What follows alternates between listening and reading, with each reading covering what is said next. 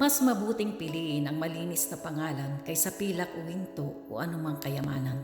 Kaya ay pareho ang mayaman at mahirap pagkat siya ay may lalang sa kanilang lahat.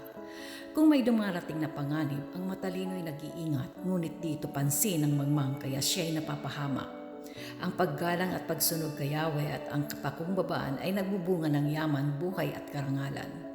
Sa landas ng masama ay may tinik at mga patibong at ang nagmamahal sa sarili ay umiiwas doon. Ituro sa bata ang daang dapat niyang lakaran at hanggang sa paglaki di niya ito malilimutan.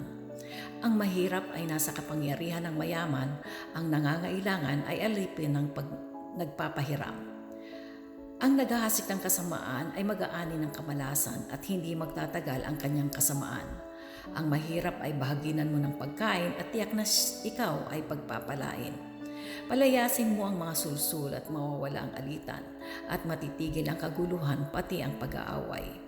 Ang magiliw na mangusap at may pusong dalisay, pati ang hari magiging kaibigan. Binabantayan ni Yahweh ang mga nag-iingat ng kaalaman, ngunit di niya pinagtatanggumpay ang salita ng mga mangmang. Ang tamad ay ayaw lumabas ng bahay, ang dinadahil ay may liyon sa daan. Ang salita ng mapag-apid ay isang patibong at ang mga hindi nagtitiwala kay Yahweh ang mahuhulog doon.